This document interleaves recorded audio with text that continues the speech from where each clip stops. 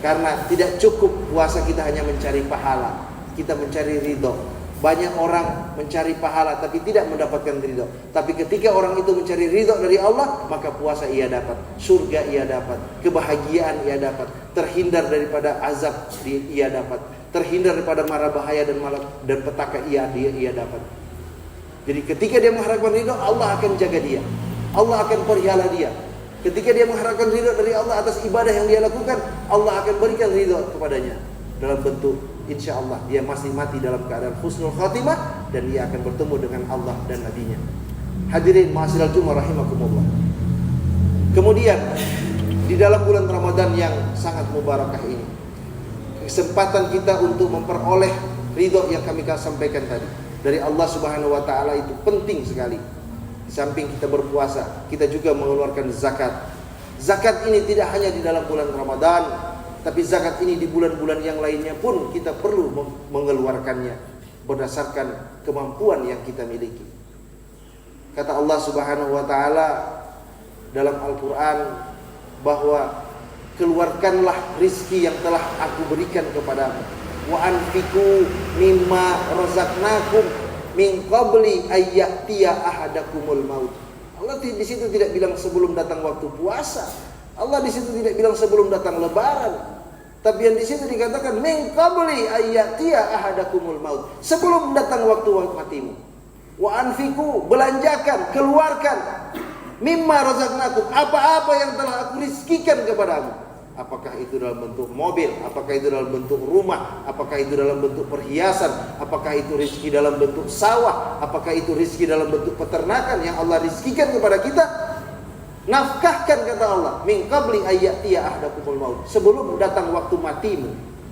Bukan sebelum datang Ramadan, bukan sebelum datang Idul Fitri, tapi sebelum datang matimu. Kapan kita mati? Kita tidak tahu, hadirin jamaah Jumat yang berbahagia. Bisa saja besok, bisa saja sebentar, bisa saja tahun depan. Dan kita tidak tahu itu. Dan ketika kita mati belum mengeluarkan apa-apa, maka kita akan berkata kepada malaikat di kubur dan bermohon kepada Allah dalam kubur, Rabbi laula akhartani ila ajalin qarib. Ya Allah, kembalikan aku ke dunia. Ketika kita mati kita belum pernah mengeluarkan zakat, infak dan sedekah, maka kita akan berteriak di dalam kubur, hadirin jamaah Jumat. Rabbi laula akhartani ila ajalin qarib. Ya Allah, bolehkah engkau kembalikan aku ke dunia walaupun hanya sedikit, waktu sedikit saja, kembalikan aku ke dunia. Kata Allah, mau bikin apa?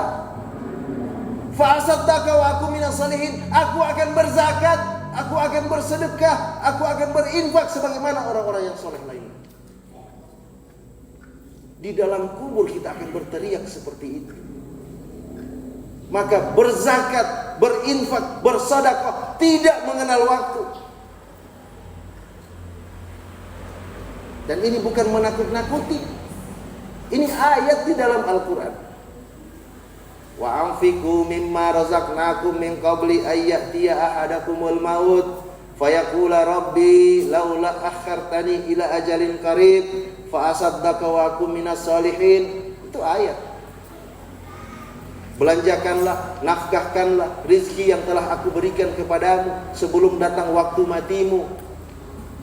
Dan dia berkata ketika datang waktu matinya dan dia belum bersedekah, beramal, dia akan berkata, Rabbi laula akhartani ila ajalin qarib.